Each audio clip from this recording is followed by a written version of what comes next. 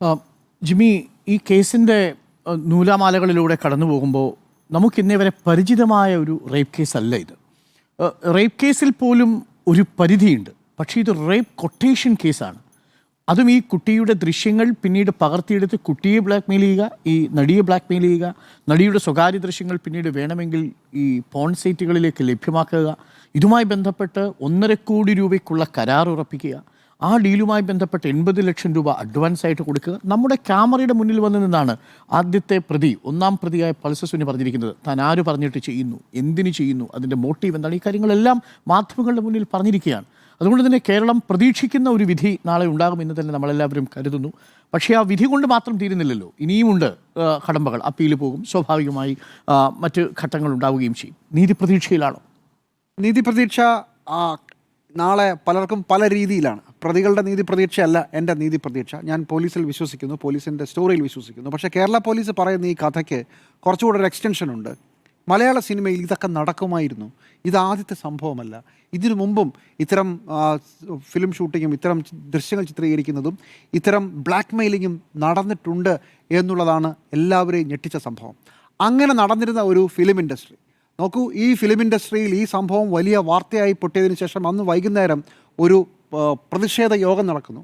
ആ പ്രതിഷേധ യോഗത്തിൽ വളരെ വൈകാരികമായും ശക്തമായും സംസാരിച്ച ആൾ പിന്നെ ഈ കേസിൽ പ്രതിയാകുന്നു. അതിനുശേഷം അയാൾ കേസിൽ പ്രതിയാകുന്നതോടുകൂടി ഈ അന്ന് യോഗം നടത്തിയ മനുഷ്യരെല്ലാവരും പെട്ടെന്ന് അയാളുടെ പുറകിൽ അണിനിരക്കുന്ന ഒരു കാഴ്ച, മാധ്യമപ്രവർത്തകരെ കൂകി ഓടിക്കുന്ന കാഴ്ച.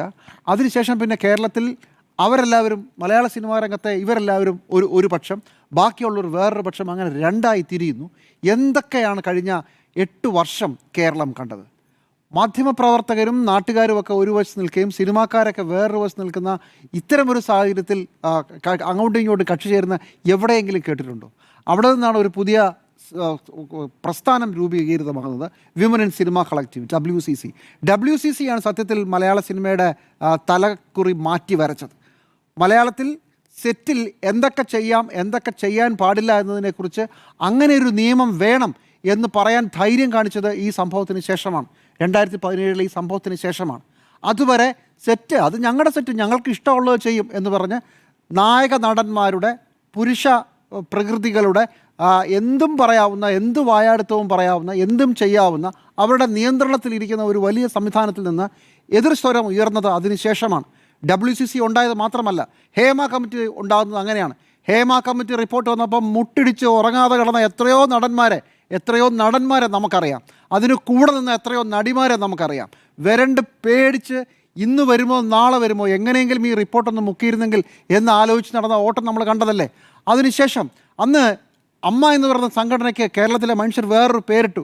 ഇനി മുതൽ അമ്മയല്ല, നിങ്ങൾ വെറും AMMA ആണ് എന്ന് പറഞ്ഞു. എത്രയോ കാലം അവരങ്ങനെ മാത്രമാണ് അറിയപ്പെട്ടിരുന്നത്. 4 കുത്തിനിടയ്ക്ക് അവരുടെ അമ്മ എന്ന സംഘടന ഒതുക്കപ്പെട്ടു. ഏറ്റവും അവസാനം ഈ കഴിഞ്ഞ വർഷമാണ് AMMA വീണ്ടും അമ്മയായി മാറുന്നത്.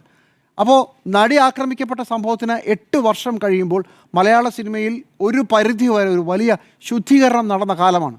ഈ സംഭവത്തിൽ സാക്ഷികളായ ആളുകൾക്ക് വളരെ വലിയ സമ്മർദ്ദമുണ്ടായിരുന്നു. സിനിമാ രംഗത്തെ മുടിചൂടാ മന്നനായിരുന്ന ആളുകളാണ് ഈ കേസിലെ പ്രതിയും പ്രതിയുടെ കൂടെ നിന്ന ആളുകളുമൊക്കെ. വളരെ വലിയ സമ്മർദ്ദമുണ്ടായിട്ടും കേസിൽ ഉറച്ചു നിന്ന് സാക്ഷി പറഞ്ഞവരെയും ഈ തരുണത്തിൽ ഓർക്കണം. കുഞ്ചാക്കോ ബോബനായാലും ഒരു പ്രധാനപ്പെട്ട സാക്ഷിയായിരുന്നു. അതുപോലെ തന്നെ പൃഥ്വിരാജും ആസിഫ് അലിയും ഒക്കെ ഈ കാര്യത്തിൽ വ്യക്തമായ നിലപാടെടുത്തു. അതും നമ്മൾ കണ്ടതാണ്. അപ്പോൾ ഇവർക്കെതിരെയുള്ള കുറ്റം സിനിമ ഫ്രട്ടേണിറ്റി, നമ്മൾ സിനിമക്കാരെല്ലാവരും ഒന്നിച്ചു നിൽക്കണം എന്നൊരു മറുകഥയായിരുന്നു. ഇപ്പോൾ 2025 നാളെ ഈ കേസിൽ വിധി വരുമ്പോൾ നിങ്ങൾ സിനിമാ രംഗത്തേക്ക് നോക്കിയാൽ അന്ന് വെല്ലുവിളിച്ച, ഗോഗോ വിളിച്ച പ്രധാന ആളുകളൊക്കെ തൽക്കാലം തിരശ്ശീലയിലേക്ക് മാറിയിരിക്കുകയാണ്. ആ ഒരു ഘട്ടത്തിലാണ് ഈ വിധി പ്രസ്താവം വരുന്നത്. പക്ഷേ ഈ കേസിൻ്റെ നാൾ വഴികൾ നമുക്ക് സങ്കടം തരുന്ന ഒരുപാട് കാര്യങ്ങൾ കൊണ്ട് അതുകൂടെ പറഞ്ഞു പോകണം. 2 സ്പെഷ്യൽ പ്രോസിക്യൂട്ടർമാർ ഈ കേസിൻ്റെ വിചാരണ നടപടിയിൽ നിന്ന് ഒഴിവായി. അതും കേരള ചരിത്രത്തിൽ കേട്ടുകേൾവിയില്ലാത്ത സംഭവമാണ്. സർക്കാർ വളരെ ശക്തമായൊരു പോലീസ് സന്നാഹത്തെ ഉപയോഗിച്ച് അന്വേഷിച്ച് 10 പ്രതികളെ കൃത്യമായി ലോക്ക് ചെയ്ത് ഗംഭീര തെളിവുകൾ, അതിനെക്കുറിച്ചൊക്കെ നമ്മൾ പറഞ്ഞു കഴിഞ്ഞതാണ്. കേരളം നമ്മൾ കഴിഞ്ഞ 3-4 ദിവസമായി റിപ്പോർട്ടർ TV കൊണ്ടുവന്ന തെളിവുകൾ തന്നെ കൊണ്ടുവന്നു. അതിനുശേഷവും വിചാരണ വരുമ്പോൾ ഈ കേസിൽ നിന്ന് ഞങ്ങൾക്ക് കോടതി അനുകൂലമായി നിൽക്കുന്നില്ല എന്ന് പറഞ്ഞ് 2 പ്രോസിക്യൂട്ടർമാർ രാജിവെച്ച് പോവുകയും അവസാനം 3ാമത്തെ പ്രോസിക്യൂട്ടറാണ് ഈ കേസ് പൂർത്തിയാക്കുന്നത്. അതിനുശേഷം ഈ ഇതിനകത്തെ ഇരയാക്കപ്പെട്ട അതിജീവിത അവസാനം കോടതിക്കെതിരെ ആ കേസ് പോവുക. നമ്മൾ വളരെ ഞെട്ടലോടെ കേട്ട വേറൊരു വാർത്തയാണ് ഇതിൻ്റെ മെമ്മറി കാർഡ് ടാമ്പർ ചെയ്തിരിക്കുന്നു എന്നുള്ളത്. മെമ്മറി കാർഡ് ഈ കേസിലെ ഏറ്റവും നിർണായകമായ തെളിവ്. ഒരു കാരണവശാലും മെമ്മറി കാർഡ് പുറത്തു പോകാതിരിക്കാൻ വേണ്ടി കേരള പോലീസ് വല വിരിച്ചിട്ടും അതിൻ്റെ ഒറിജിനൽ കിട്ടാതിരുന്ന മെമ്മറി കാർഡ് അത് 2-3 പ്രാവശ്യം 2018-ലും 2021-ലും പല കോടതികളിലെ കസ്റ്റഡിയിലേക്ക് ടാമ്പർ ചെയ്യപ്പെട്ടു എന്നുള്ള വാർത്ത വരികയാണ്. ഹൈക്കോടതി അന്വേഷണം പ്രഖ്യാപിച്ചു. ഹൈക്കോടതി അന്വേഷണം പ്രഖ്യാപിച്ചിട്ട് എന്ത് നടപടി? മെമ്മറി കാർഡിൽ ടാമ്പറിങ് നടന്നിട്ടുണ്ട്, ചില ആളുകൾ ഇത് തുറന്ന് കണ്ടിട്ടുണ്ട്. പക്ഷേ ആരാണെന്നും അറിയാം, പക്ഷേ ഒരൊറ്റ നടപടി ഉണ്ടായില്ല. അങ്ങനെ നമ്മുടെ നീതിന്യായ സംവിധാനത്തിലുള്ള കുഴപ്പങ്ങളും വെളിവാക്കപ്പെട്ട ഒരു ഒരു ഒരു ഒരു ഒരു വിചാരണ കാലം കൂടിയാണ്. അതോടൊപ്പം എങ്ങനെയാണ് ഈ കാര്യത്തിൽ സ്പെഷ്യൽ പ്രോസിക്യൂട്ടർ വരുന്നു, പ്രത്യേകം ജഡ്ജിയെ തീരുമാനിക്കുന്നു, പ്രത്യേക സംവിധാനം വരുന്നു. ഇതെല്ലാം ഉണ്ടായിട്ടും 8 വർഷം എടുത്തു ഈ കേസിൻ്റെ വിധിയിലേക്ക് അടുക്കാൻ. വിചാരണ പൂർത്തിയായിട്ട് തന്നെ ഒരു വർഷത്തിന് മുകളിലായി. ഈ സാധാരണക്കാരായ ഒരു മനുഷ്യന് നീതി കിട്ടും എന്ന് നമ്മൾ പ്രതീക്ഷിക്കുന്ന ഒരു സംവിധാനത്തിൽ ഇത്രയും പ്രധാനപ്പെട്ട ഒരു കേസായിട്ടും എങ്ങനെയാണിത് 8 വർഷം നീണ്ടുപോയത് എന്നുള്ളതും എനിക്ക് വലിയ അത്ഭുതകരമായ കാര്യമാണ്. കേസിൽ ആര് ശിക്ഷിക്കപ്പെടും, ആര് ശിക്ഷിക്കപ്പെടില്ല, നമുക്കൊക്കെ ഒരുപാട് ആഗ്രഹങ്ങളുണ്ടാവും.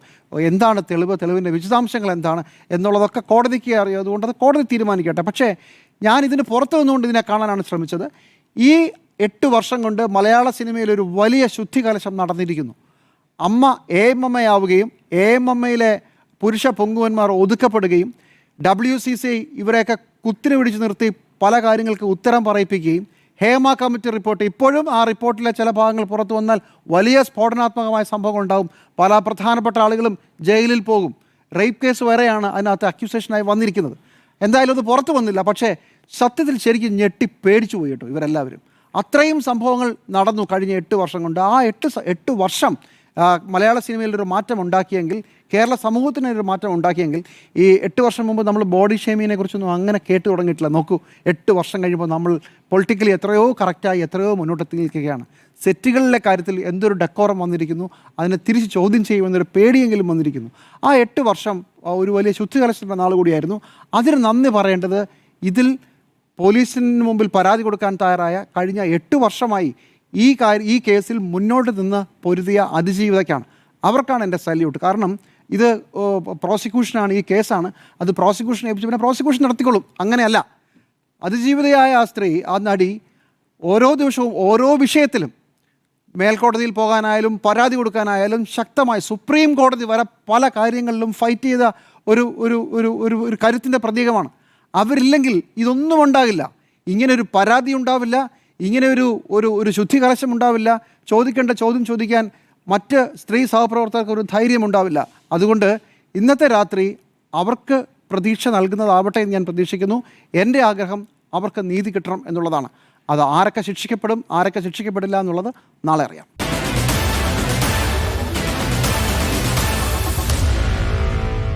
Meet the editors.